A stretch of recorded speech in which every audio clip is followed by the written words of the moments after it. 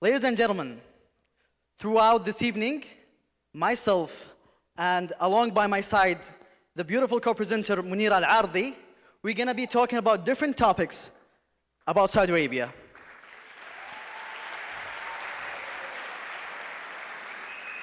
We're gonna start off the geographical location.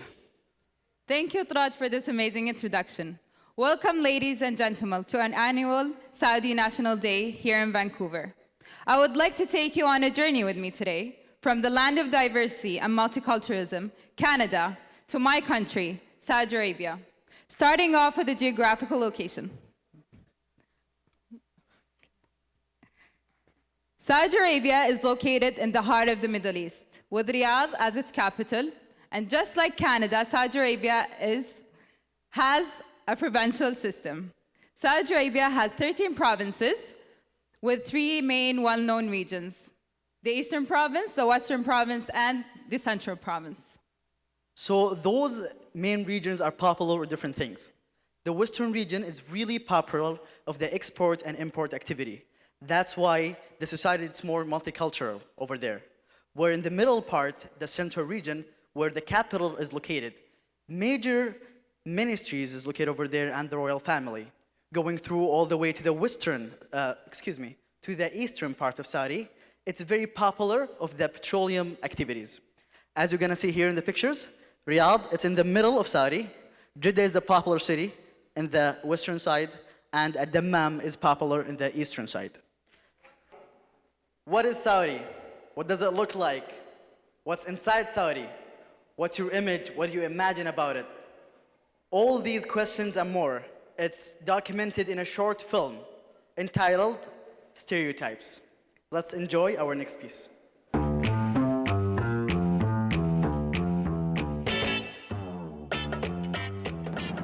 Money. Sand. Oil. Confined. Like a confined culture that... I guess the way women have to dress is the first thing that comes to mind. It's completely different. It's different than how I was brought up and what I know. Hot. Sand. Islam. Different. What is the word that you use when women have to dress their face? What is that word? Okay, yes, that's the first word that comes to mind. And it's different. Oil. Sorry. First word, not the most important word, but the first word. Foreign. To me, like it's just so far away that it's so unknown. I suppose a generic Middle Eastern formula of a person would generally come to my mind, I suppose.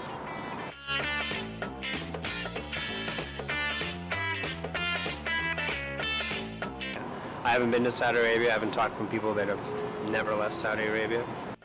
No, I've actually never been out of North America, so. It's a place you want to visit. It's a place you want to go to and understand, but I just don't understand it yet. It's a mystery to me. No, I've never been there. No. Can I go to Saudi Arabia? No, I never have. I've looked into it, but it looks like I can't just go. Like, I can't travel there.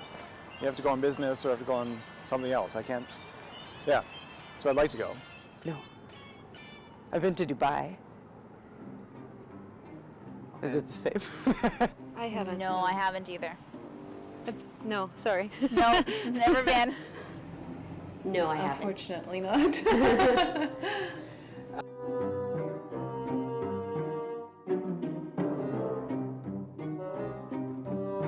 Lots of high-rise building, high-rise skyscrapers. That's what my picture is. But, I imagine in Saudi Arabia they still have steel reinforced concrete buildings and towers that, but also because it's civilization has been going on for a long time in there. So I can imagine maybe that there's some newer buildings mingled in with older buildings. Yeah, similar to what's happening in Vancouver, where there's newer and older buildings, but the age of the buildings, I imagine, in Saudi Arabia would be quite a lot older. Like here we're talking about hundreds of years, but in Saudi Arabia it might be thousands of years. Right, Matt?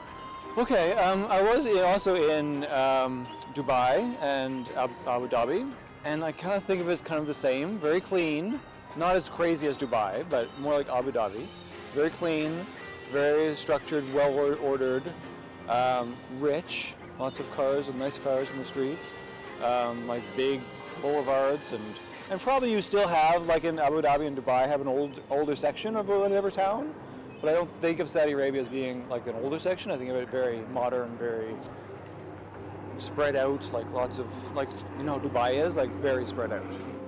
You know, there wouldn't be a car unless it was a like a classic car. There wouldn't be anything below maybe like a year 2000. Like they're all maybe newer cars and well maintained and maybe a little bit more luxury and brands, which I cannot name because I'm a girl.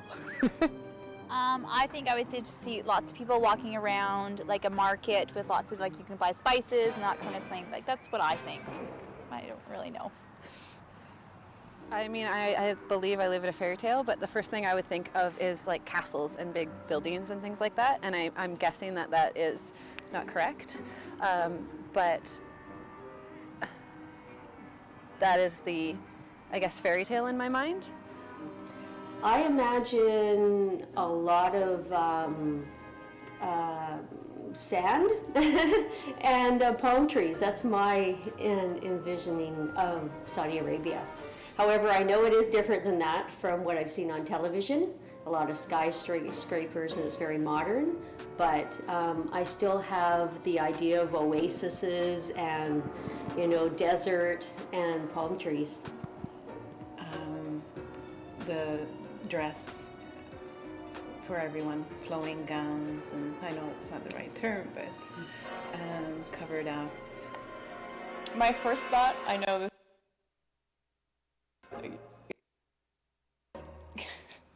I think about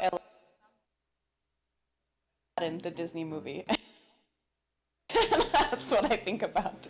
Like, the streets like have lots of market people. There's lots of bartering going on. There's, I don't know, I imagine smaller shops and more things kind of outdoors on the streets, but I don't know, I've never been there. So you asked when I picture Saudi Arabia, I suppose I would see with a more combination of people, and I would suppose that the buildings are very much built on that infrastructure as well. Probably have a lot of traditional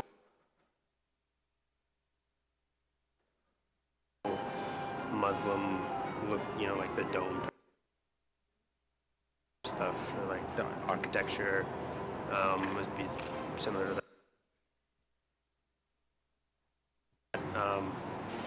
I'm sure there's some British influence in there somewhere.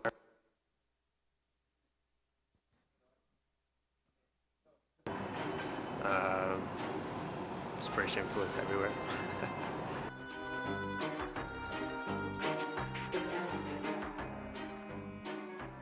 What's my favorite Saudi dish? I haven't really a lot of Saudi food. I really enjoyed those little croissant with like the cheese in them. I don't know if that was a Saudi dish. There's like the little pastry things.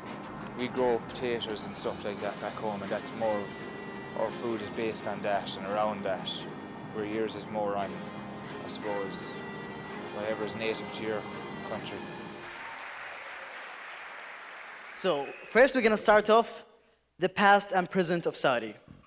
One of the sarcastic misunderstanding about the past and present of Saudi, people until now think that we live in tents, use camels for transportation, we have oil tanks in our backyards, which is not the case. Actually, after the discovery of petroleum in the 1960s, Saudi Arabia has developed rapidly in all sectors and fields. Saudi Arabia has managed to be one of the most intellectual, economical, and cultural countries in the area. The country has been developing so fast in a very short time.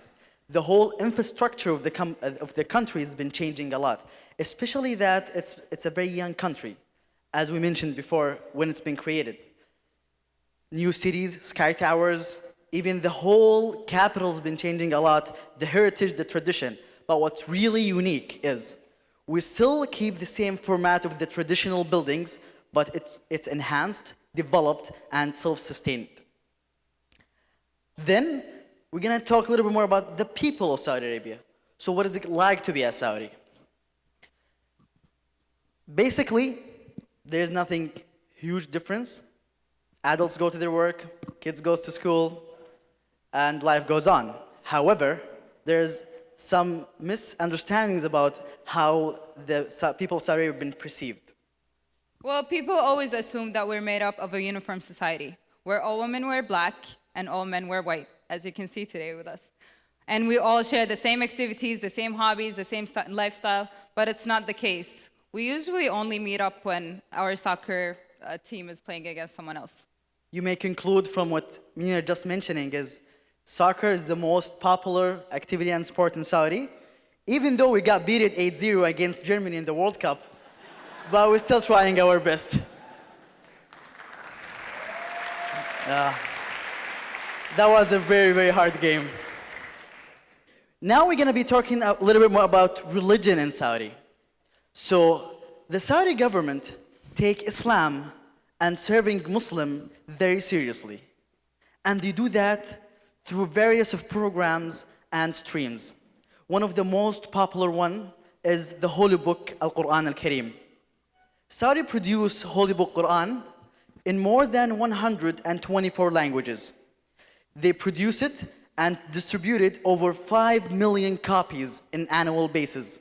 And they ship it for free to all over the globe just to serve Muslim around the world.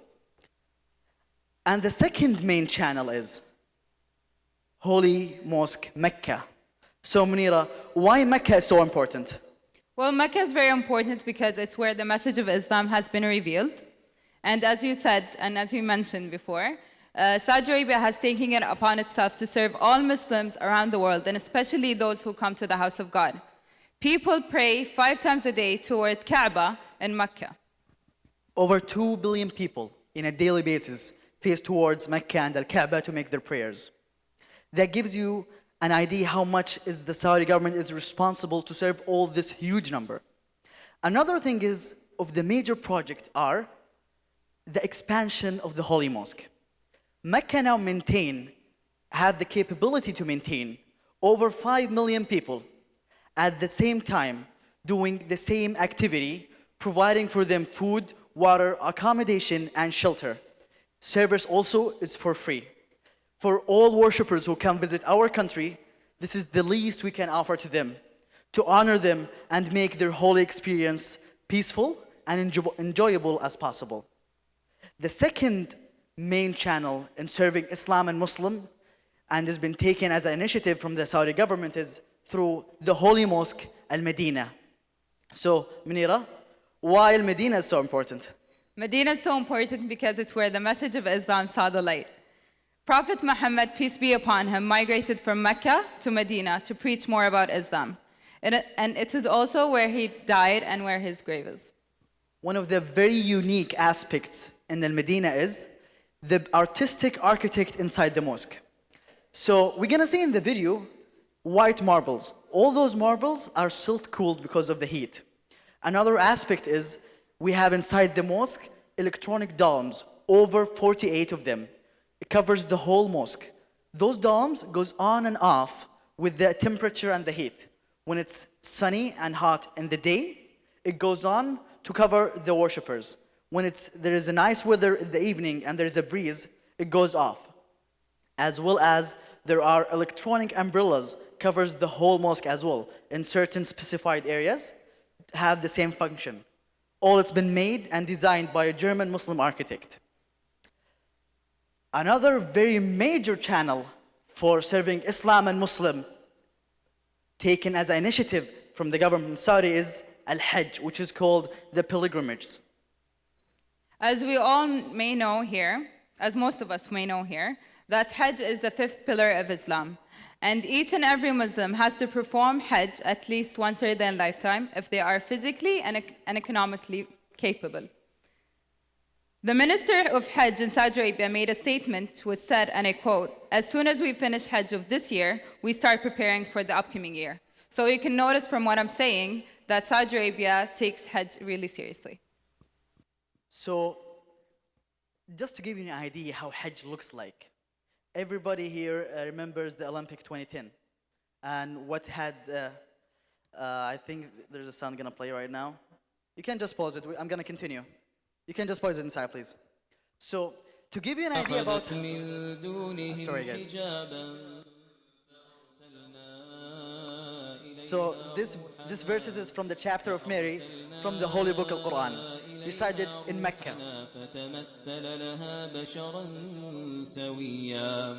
قالت إني أعوذ بالرحمن منك إن كنت تقيا قال إنما أنا رسول ربك لأهب لك غلاما زكيا قالت أنى يكون لي غلام ولم يمسسني بشر ولم أك بغيا قال كذلك قال ربك هو علي هين ولنجعله آية للناس ورحمة منا وكان أمرا مقضيا فحملته فانتبذت به مكانا قصيا فأجاءها المخاض إلى جذع النخلة قالت يا ليتني مت قبل هذا وكنت نسيا منسيا فناداها من تحتها ألا تحزني قد جعل ربك تحتك سريا وهزي إليك بجذع النخلة تساقط عليك رطبا جنيا فكلي واشربي وقري عينا فإما ترين من البشر أحدا فقولي إني نذرت للرحمن صوما فلن أكلم اليوم إنسيا فأتت به قومها تحمله قالوا يا مريم لقد جئت شيئا فريا يا أخت هارون ما كان أبوك امرأ سوء وما كانت أمك بغيا فأشارت إليه قالوا كيف نكلم من كان في المهد صبيا قال إني عبد الله آتاني الكتاب وجعلني نبيا وجعلني مباركا أينما كنت وأوصاني بالصلاة والزكاة ما دمت حيا وبرا بوالدتي ولم يجعلني جبارا شقيا والسلام علي يوم ولدت ويوم أموت ويوم أبعث حيا ذلك عيسى بن مريم قول الحق الذي فيه يمترون. So as we've seen here, this was Mecca, and now we're going to be show you throughout what you just mentioned, the images here. So Mecca is located in the western part of Saudi. It's the first holy mosque. It's where the message of Islam has been revealed, and that's why the main reason it's important.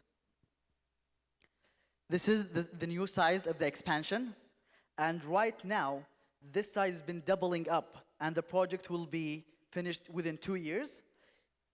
Now it can maintain over 5 million people at the same time.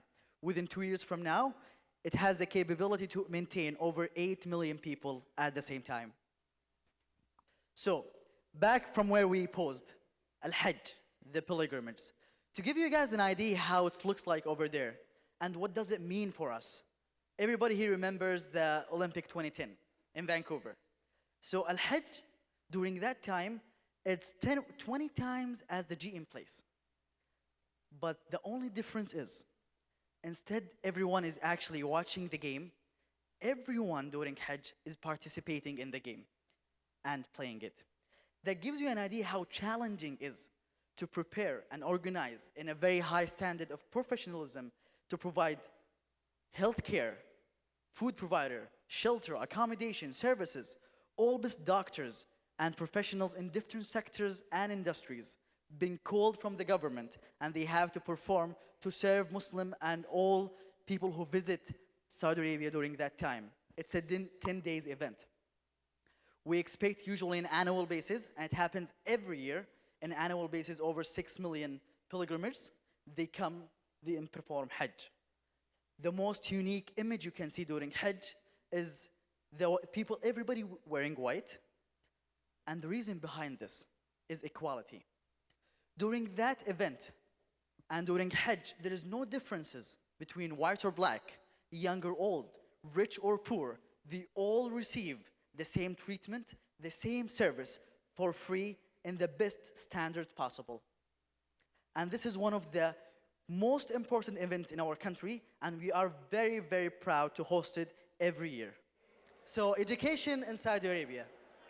The Kingdom of Saudi Arabia is very invested in education. There's various programs provided by the country of Saudi Arabia. One of the main programs is the King Abdullah Scholarship Program, which is I and many fellow students here are a part of. There are over 140,000 students worldwide also a part of this program. And the main purpose of this program is to provide the students with more development skills to go back to the country. Yeah, and also one of the biggest programs is because oil won't last, obviously. So we're gonna invest so much. The government took the initiative to invest so much of its wealth in the education programs within Saudi. As Munira just mentioned, this sponsorship program, King Abdullah sponsorship program, has over 140,000. Let's hear it for it. Thank you.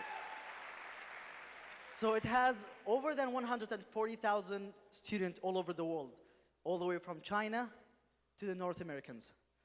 And in different fields, different majors, specialized in various of majors, just so they can finish and graduate and come back, develop and implement in our country. Another major investment in education in Saudi is King Abdullah Educational City. It's a new city built and revolved around education, and it has the Coast University. Coast University is one and specialized of its kind. It's only for postgraduate studies, PhD and masters, and they recruit research leaders and anyone who wants to do his PhD or masters. You don't have to be a Saudi, you can apply for the institution and they will sponsor you, provide for you shelter, salary, car, transportation, tuition is paid for you, just so you come, implement your research and project and put it in the real world. Also in Saudi we have over 26 universities, and now in the couple more years, we are expecting to have this number doubled, hopefully. Well, that basically covers the education in Saudi. Thank you very much, Munira. Thank you.